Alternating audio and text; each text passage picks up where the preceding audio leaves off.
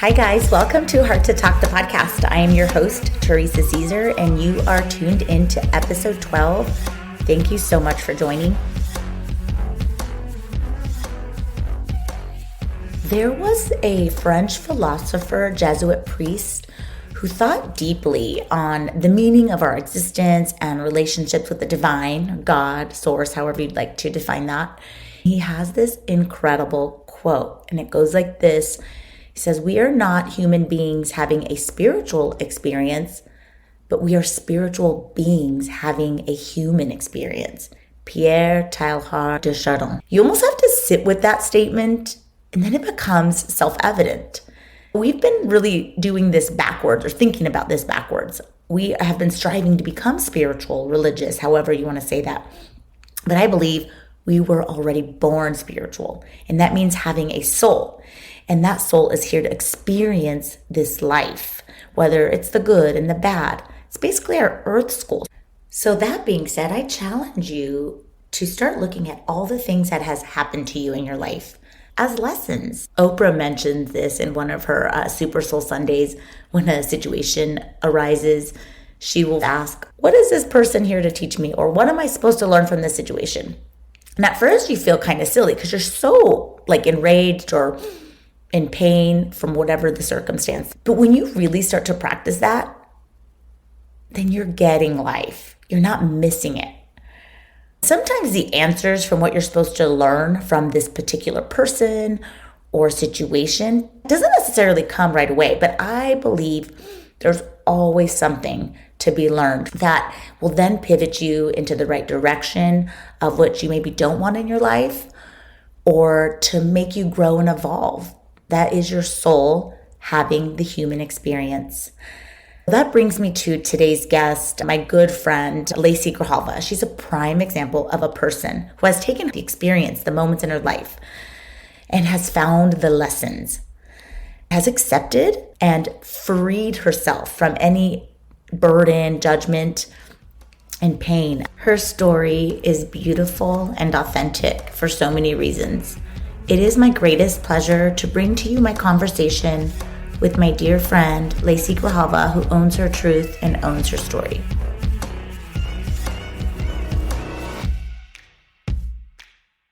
The more people come and share their stories and are comfortable with sharing their stories, the more we can humanize reality. Because I think we're so blurred with television. We have the housewives of whatever it is, and their lives are this unrealistic, almost chaos that people strive to be, even on social media. So I think this is just beautiful what you're doing, and having people come on and just sharing their stories so that people can relate. And so I'm happy to share mine with you today. So I can start with, being a young mom. That's where it all started. I went to a Catholic high school. And so, of course, whether people were or were not having sex then, it was very hush-hush, and everybody was the perfect student, perfect child. And so my senior year, I got pregnant, and people were like, "Oh my God, you're pregnant." But I remember thinking, wow, I'm pregnant, but I know all of you are having sex. I just got, I was going to get caught, I remember feeling almost ashamed. So I told my friends, my close circle, they knew. And I told my mom right away. And I think for my mom, it was a lot harder because in our family, I was the first one to have a baby out of wedlock, and I hadn't gone to college yet. And that was just the whole dream. You go to high school, you go to college, you get married, you have babies. I knew I wasn't a bad person. I knew that I wasn't going to be a failure. My family was supportive. Of course, I'm sure there was disappointment, but I never really felt it. I mean, I knew it, but I didn't feel it. So from there, I continued on to school, and I learned that people were more accommodating than what you think. The teachers, as I got bigger, they would have a desk for me. There wasn't shame involved in it, whereas I felt I'm going to be embarrassed. Here I am with all these young people, and I'm going to have this huge stomach. So I think that was a lesson, that there was no shame in your own story. You just have to live it. And so I did. I continued through school and I worked. And so after I had her, there was a lot of judgment as to being a young mom. Are you going to finish school? And that, her dad had his own issues. So through that, I just learned you have to fight your own battle and be who you were. Because I obviously, had dreams as a kid, unrealistic Disney dreams of finding a prince, living in a castle, and living happily ever after. So you learn that that's not realistic, but you can still have your happily ever after. But it's going to look different. I was going to ask you, did you feel like a sense of that you wanted to prove to others about anything? Yeah. In the moment, I was like, I'm not going to let anybody judge me. And so maybe I wasn't fulfilling my own dreams. I learned there that you can't live your life for other people. I tried really hard to be like this perfect person, not take time off of college, just be like the person everybody wanted me to be, instead of saying, hey, I need time off. Like, I just had a baby. I need to figure out life. But no, I just kept going. I had a lot of support, and I think that's what got me through it. So I was very, very blessed in that aspect to have the support I had. But I think that it happened in a time where teen pregnancy wasn't like it is today. Like, we didn't have Teen Mom on MTV. We didn't have so it was more like, you need to be this person so that people don't judge you. I think in my head, that's how I perceived it.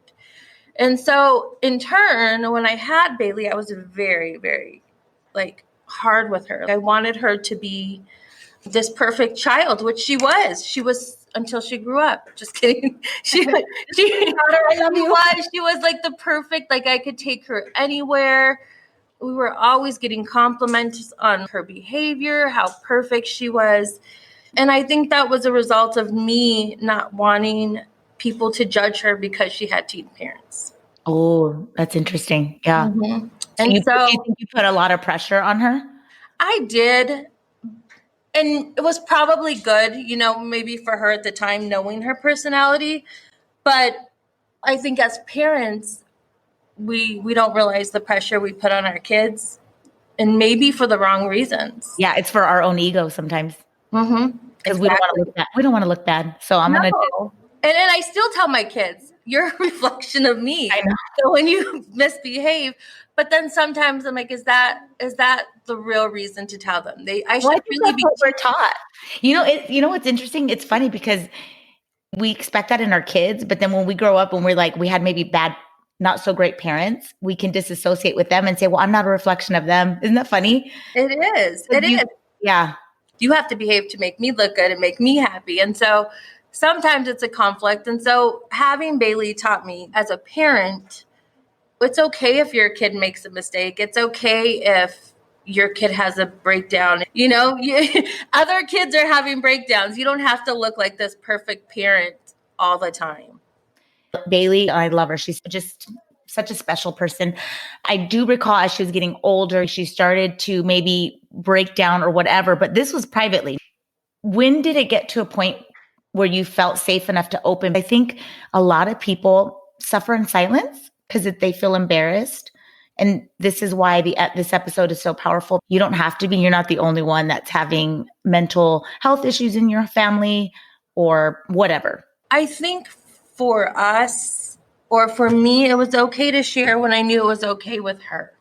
Okay. Because it's really her story, and I was just a player in it. I never understood mental health. Before Bailey, I thought people were crazy, honestly. Yeah. When you heard of mental health, I thought they can just stop, like what's wrong with them, or they're spoiled. It's not until it happens to you and you have to reflect on what's your role, what's going on, and do the research that you realize this is a big issue. This is something that's really going on in their head. And unless you have experience or you have it yourself, you don't understand it. And I still sometimes struggle with understanding what's going on with her. Because sometimes I'm just like, just get up, snap out of it. But it's easier said than done for that. I know, because it's interesting when you compare, like you could come from the same family, but we all have different ways of how we get over a situation. And some of us can be like, I just pick myself up and go. And some of us feel stuck.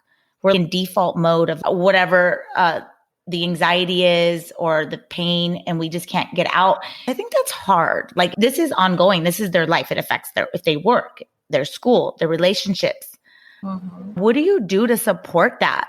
I think you just have to be honest. You have to realize that this is a real issue that's going on, and you need to ask for help if you need it. When she was going through this, it was horrible, but I had to ask for help. I had to seek answers to questions, and I had to ask people around who maybe didn't know. And if it wasn't for that circle of people, we wouldn't have gotten answers that we got, or she wouldn't have been able to seek the help. You just have to humble yourself and not worry about what other people are going to think.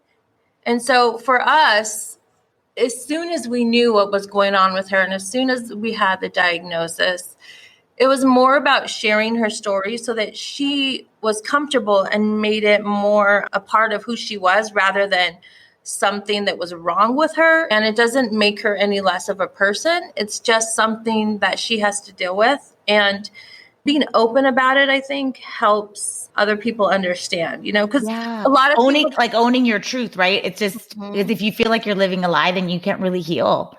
No. And I think a lot of people that knew her were in shock because she was so good at hiding it for so long, which makes me sad. So once we knew and we shared her story and she shared her truth, this is who she was. This is what she had. There are times where she'll be happy and she'll be sad. And it helped others understand her because people would be like, what's wrong with her? Why can't she do this? It's not that she can't. It's just a process for her, just like it would be for anybody else. I might be able to get up and get dressed and be ready in 10 minutes. For her, it may take her a little bit longer. She taught a lot of us to be open-minded and to understand. For me, it helped me just in general not judge people. It's so easy to go to a store and see a guy asking for money and be like, go get a job. We all work hard. I had to work 8 hours for this. And it's so easy to pass judgment on people. But until you've been in a place where you've been judged, then it's easier to be like, okay, I'm willing to help this person out or understand their story a little bit better or not judge them because maybe something did happen and maybe they are fighting something that they don't have the support like Bailey had. That's beautiful. And I like that you took it as she's taught us. I find that when something happens, what is this here to teach me? Or if a person specifically, the most challenging person that challenges you the most, I call them like my spiritual teacher. I'm all, okay, spiritual teacher, thank you for that lesson. We can go into now is your partner who I adore, Carlos, who is Bailey's dad. Yes. Yo, man, the same guy, the only guy you've ever been with in high school. My baby daddy. Your baby daddy. Your baby daddy is still together. I'm calling your partner. So since we're on the topic of people are here to teach you something, what would you say Carlos has taught you? I think before I met Carlos, whether we had it in our family or not, I never understood addiction. I didn't. I felt like when, even as a teenager, when you heard about people on drugs or alcohol, you just thought they were losers. And so before I met him, that was just honestly what I thought. I just passed judgment. The people on the street are the drug addicts, alcoholics, whatever. And so when I met him, he didn't come up to me like, hi, I'm Carlos. I have an addiction. I've got issues, I did. It was a tattoo on his forehead. Hi, I have issues. You want me to be your baby daddy? I didn't know, but I knew that there were issues within his family and that he had shared with me. It wasn't until years later when these things started arising and I started seeing oh my gosh, you got some issues, boy. Wowza. Whoa, and what were they? Born addicted to, I believe it was meth. I'm pretty sure. It could have been something else, but he was born addicted to something. And so through my readings and my research, through the people who have done them, they say that when that happens, you just naturally have an addictive personality, which I would see. I think I've told you, when he likes something, he will just eat that for like days, months. So it would start off with like a Big Mac, and that's all he would want every day, all day long, a Big Mac. And I didn't really think anything of it. But then in certain times of his life, different things would happen or something would spark it, and he would turn to drugs, which it would never be around us. I didn't know what that looked like in the beginning. Like, it was just like either he was up for days or he would talk a lot. There were just certain things, but I just didn't think about it. Then he turned to alcohol.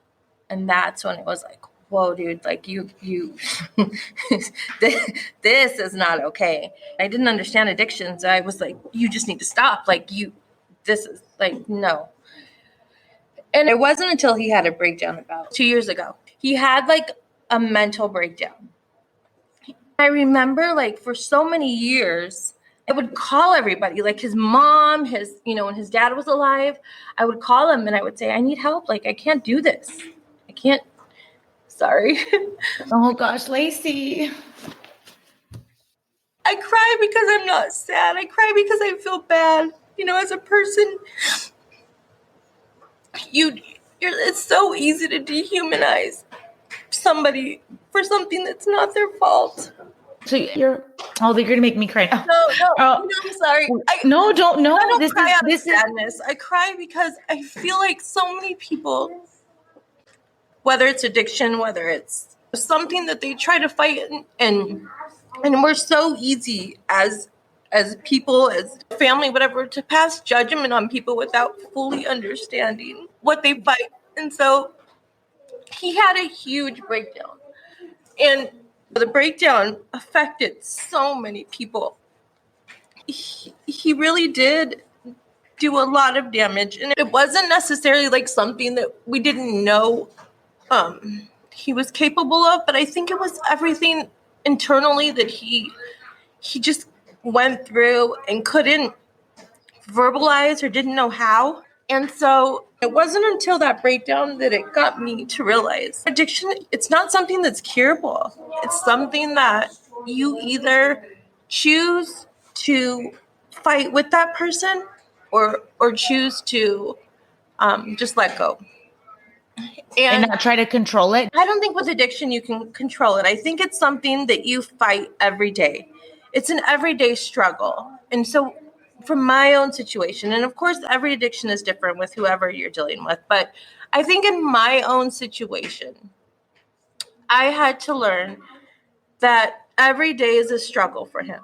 So he can wake up and he has to decide, am I going to use today or am I going to eat pot stickers for the 10th day in a row? And so I had to learn to be understanding and supportive of something that I didn't understand, something that I didn't have to wake up and fight every day, because it wasn't a struggle for me. Because of that moment that he had his breakdown, it caused a lot of damage within the relationships within his family.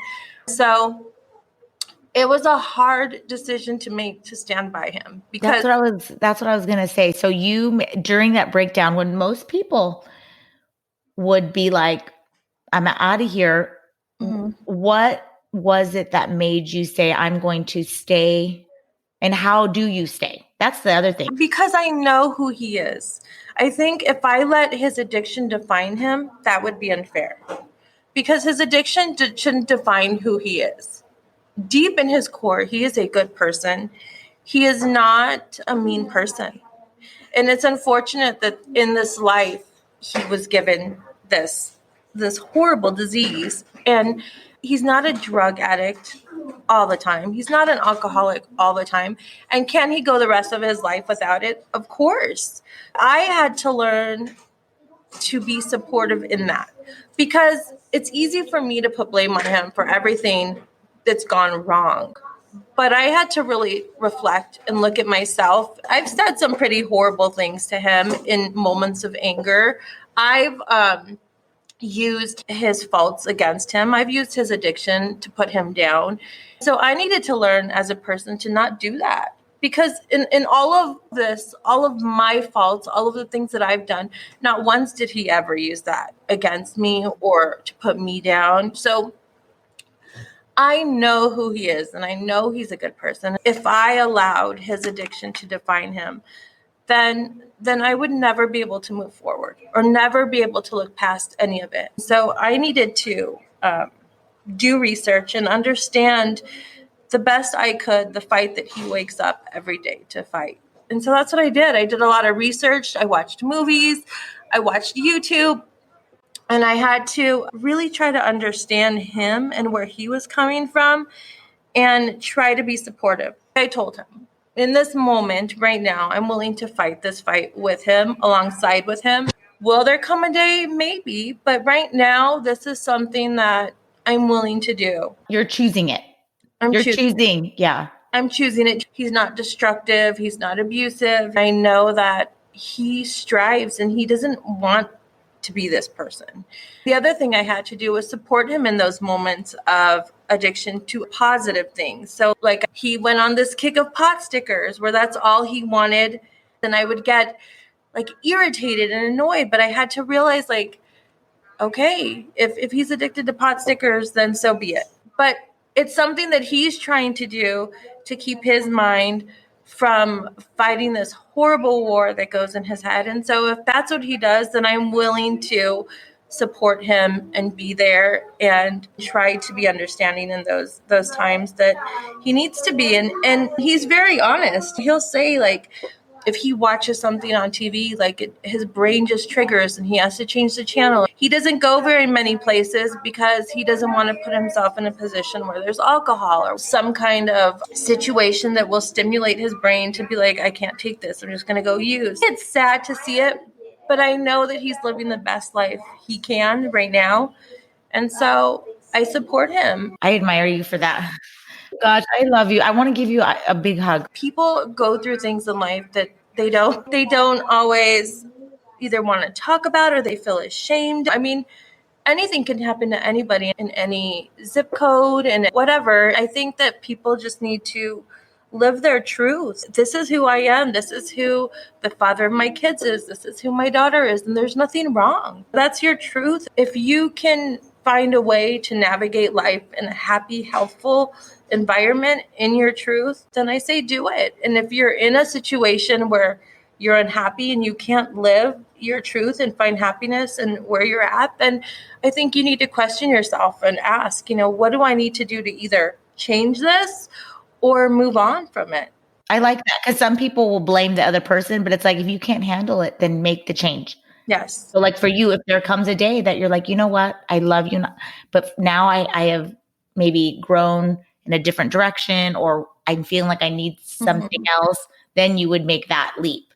Exactly. And, people say like, how can you stay with him or whatever? And it's because that's my life. And that's what I choose to live right now. I can find happiness in this life that I am living. People are so judgy. I notice that we like to reflect what we want, what we think someone else should live like or be like. And it's like, if you're happy, leave it alone. And especially you, because you are busting your chops. You went to school, you got not only your degree, but you went and got your master's while raising babies, right? Baby daddy gave you 2 more babies. And then you're in a position as a woman where you're the one taking care of him financially. Yeah.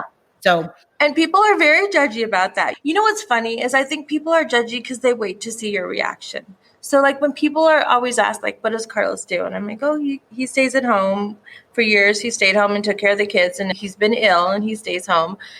And they wait to see, I think, how I react to it. I think if you give people an aura of like, I'm okay with it, I have everything I need, I'm happy, then they're just like, oh, cool, and they move on to the next person. But I think if I was to be like, oh God, he stays home, I'm like, it's so you give them the opportunity, then I think that then you leave them room to judge you. But I think if you just own it and you're confident with it and you truly believe it, then there's nothing to leave room for anybody to judge you, because I think we're our worst critics. So if we're criticizing ourselves, you open it up for everybody else to criticize you. Ooh, girl, that's good. I love that. I just think of like even the girls, like when I listen to their conversations with friends, and I hear one of them like down, it just, you hear all the other kids jump on it, and it's like, no, don't. Own it up, girl. Get up. Yeah, don't join the pity party. Change it. Change the vibration. Say something else, or that's true. And nobody's life is perfect. Just own it. Be happy. And if you're not happy, find your happiness. What's going to make you happy? That's beautiful. I love it. Well, I want to say that I honor you as a friend and as a strong woman who just owning your truth, growing and constantly evolving. I just honor your courage. And I feel like when people know and can relate to you, it just becomes like a natural healing. Isn't it crazy to look though, like all these experiences you had that have shaped you, and then the work that you're doing now? Do you see that, like how you have been evolving to maybe be in where you're supposed to be for a reason? I do. So tell everybody what you do really quick. So I was a teacher, once a teacher, always a teacher. Yeah, you always go. Look at me teaching soul school.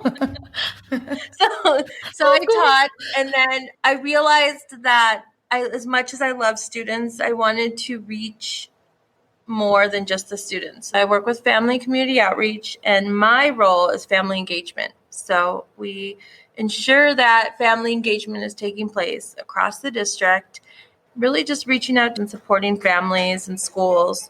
And so for me, it's been a lot easier to relate to families, because sometimes families are scared to share what they're going through because they think you're in some kind of position that you wouldn't understand what they're facing at home. But when you share your story, they just feel more open and just comfortable in seeking help and asking for support. I have a student that I had who is 19 and she's pregnant. Of course, she had a lot of judgment against her, and it was easy for me to reach out to her and tell her, you're going to be okay. I was in your shoes. I've been successful. You can do it too. So it's nice to have had these life lessons that now I can honestly tell people it'll be okay. You're just sharing your okay. Sharing your wisdom. One of my favorite things is we could do hard things. We could do hard things. And you know what I love is that it's relatable. Like sometimes it's so hard for me. Like I could never go into a hospital and talk to a patient that I haven't gone through what they've gone through. But in my job, I've gone through a lot of what these families have gone through, maybe on a different level, but I can relate to them. And so I have success stories to share with them in moments where they just don't see any stars or any lights. I can tell them that they're there. You know, it may look different, but it's there, and not to lose hope. Do you feel like you're living in your purpose? I feel like I have so much more to do. I remember calling you one time and saying, like, I don't want to do this anymore. Can somebody help me? Like, remember? I remember. I just felt like there was so much more, and I still know that there's a lot more I need to do. But I feel like right now in this moment, I'm doing what I need to do. And this might be that stepping stone to get you there. Yeah. Because I do believe, right, you are where you're supposed to be. But then you can strive for more. Exactly. I think you always should be looking, not for more, but looking to better yourself. And so what does that look like? Does it look like a new job? Does it look like a new hairstyle? Does it look like taking a walk? I just think there's so many different ways that you can better yourself and just continue on a road of success and happiness. And it just doesn't have to look like the typical success stories. You know, success can be waking up and getting dressed and not staying in bed till 12 o'clock. Success can look like not eating sugar for no sugar for 5 days. I love that. No, it looks different for everybody. And I think you need to define your own success. You need to define your own story and not try to live somebody else's. Oh, that's well said. My wise friend, Mrs. Miyagi. Are you Mrs. Miyagi? Wax on? Wax on? Wax off. Girl, I love you. Oh my God. Do you want to mention face-to-face? I started the bi-weekly communication face-to-face, and it is It's really intended to bring our families, our staff, our community together and have this open conversation about different topics. I switch it from like district staff to community staff. So we've had our family and community outreach support on there, talking about how we can support families, identify homeless youth and what that looks like.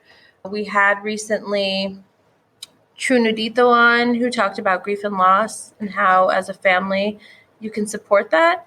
And then we had a mental health counselor on there talking about what we talked about today, how it's okay not to feel okay, and different techniques you can do and what to look for if maybe you are concerned with a child or somebody in your house who may be experiencing some mental health issues. And so we're just going to move forward, and then we'll have somebody from the district again, and then we'll just switch on and off. So hopefully Oprah will give me a call, sign me up. Oprah, hashtag Oprah. So we'll see. Just something else that we just wanted to do and to reach a different audience. It's been fun. It's been good. I'm extremely grateful to just know you personally, learn from you. You've definitely given me wisdom, love, compassion along the way. I'm so grateful for you as well. So let's close it up, girl, with some deep questions. All right. So the first one, Lacey, we're going to lighten it up here. What is the best adventure that you've ever been on so far in your life? I feel like I've been very blessed to have a lot of adventures. So I'm going to do of like the most recent. How about that? Recent. I like that. Mm-hmm. The most recent one was, having 3 kids. It's always, I think having more than one, it's hard to like navigate your time between them. So I was able to take Bailey to Jerome, Arizona. We're both really into like supernatural, paranormal. So we went there, and it was just fun to be off of social media, off of work, and just go and goof around, have fun, have deep conversations with her, just be with her because she's older. So I don't always get a lot of alone time with her. Anytime I can spend with my kids individually is always fun. Oh, but that was like the most recent. So did you all see any ghosts or did you experience? But I was kind of glad because I always say I want to see one. But that'd be a different podcast. Yeah. Hard to talks paranormal. But Lacey, she's never been the same. It wasn't Carlos. It was somebody. It was Jerome. Jerome. Hashtag Jerome. Oh my God. Oh my gosh, that's too funny. I love it. Okay, girl. So the second one, what is your favorite quote? Ooh, my favorite quote is by Maya Angelou. And what is it? I've learned that people will forget what you said, people will forget what you did, but people will never forget how you made them feel. Oh, that makes me feel good. Isn't that cool? That's the bomb. Because I just think about that. I don't remember anything that anybody's really, told me, but I always remember how, when I'm around people, how I feel. That's beautiful. The last one. What are you most proud of so far? My kiddos. I'm so proud of them. I'm proud of who they are as individuals, who they aspire to be, and just their kindness and their appreciation for life. And that makes me proud.